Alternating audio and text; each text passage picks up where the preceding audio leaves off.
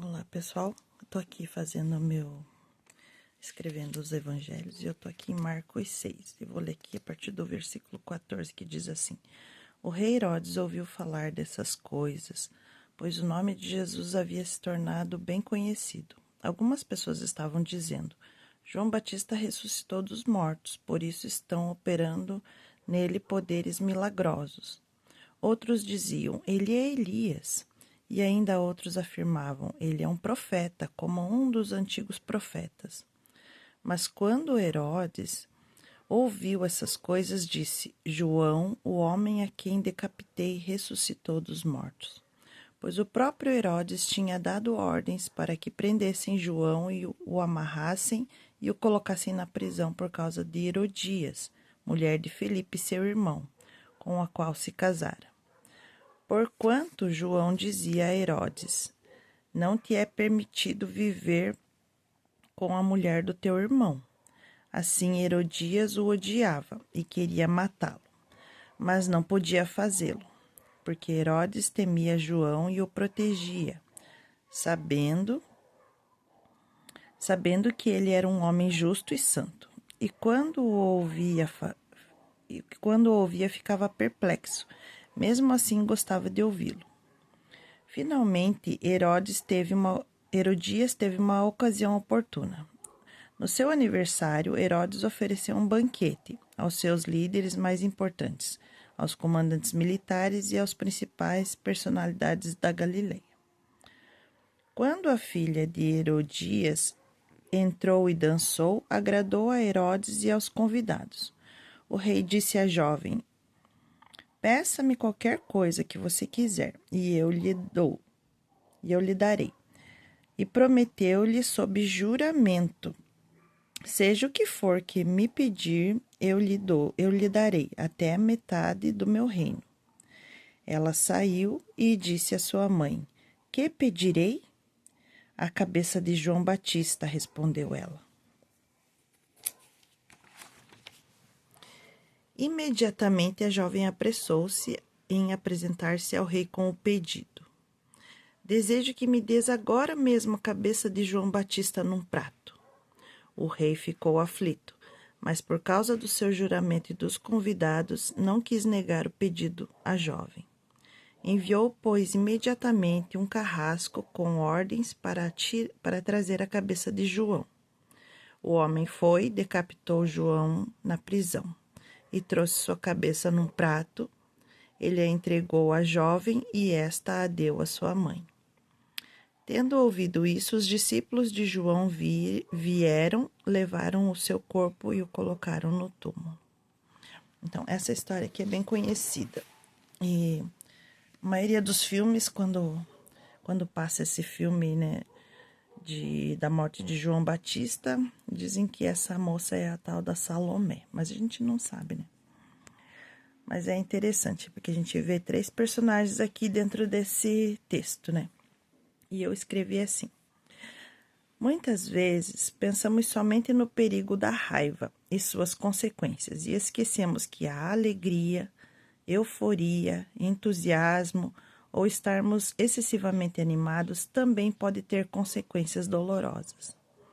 Herodes não avaliou suas palavras antes de falar, e quando percebeu o que havia prometido, estava preso às consequências da sua própria imprudência. Por isso, a sabedoria bíblica valoriza o domínio próprio e a prudência. Antes de fazer promessas ou tomar decisões importantes, é necessário refletir nas consequências.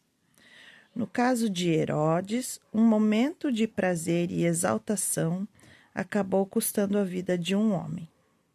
Muitas vezes em nossa vida não chegamos a esse extremo, mas podemos criar um problemão se não pensarmos antes de agir.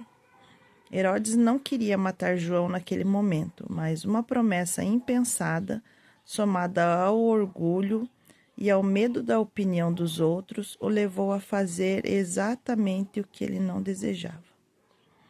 Esse fato é um exemplo de como a falta de domínio próprio pode nos colocar em situações que depois lamentamos profundamente. Provérbios 13 diz: O que guarda a sua boca conserva a sua alma, mas o que muito abre os lábios traz sobre si a ruína. Devemos pensar antes de falar, e um exercício é se colocar no lugar do outro. Essa atitude tem funcionado para mim. Perguntas como: será que eu gostaria que fizessem isso comigo? E se fosse eu que estivesse nessa situação? Quando nos colocamos... Esqueci de pôr um ponto de interrogação aqui, mas depois eu vou colocar. Quando nos colocamos no lugar do outro, passamos a ver as coisas da perspectiva do próximo, e isso é amar o próximo. Se colocar na pele do outro e tentar ver como o outro se sente, ao invés de somente ver com as suas lentes.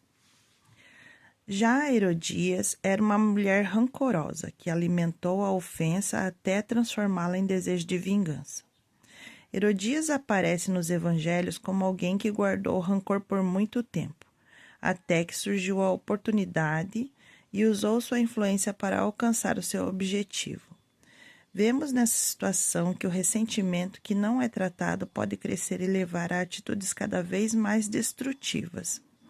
Você fica guardando ressentimentos?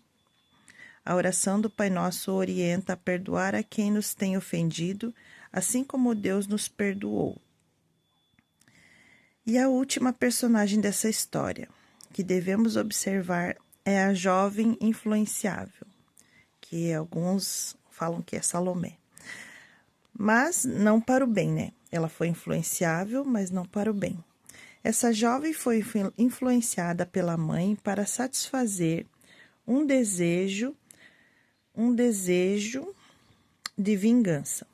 Diante da possibilidade de receber algo extremamente valioso, pois Herodes havia prometido dar até metade do reino, ela não apresentou um desejo próprio, mas seguiu a orientação da mãe.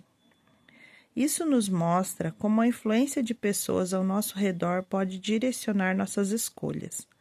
Uma oportunidade que poderia ser usada para construir algo foi usada para a vingança de uma mulher amarga.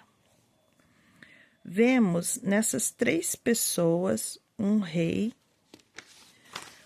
que tinha autoridade política, mas não teve firmeza para fazer o que sabia ser certo.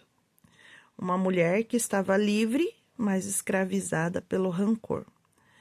E uma jovem manipulada pelo rancor da mãe, que perdeu uma grande oportunidade de fazer algo bom.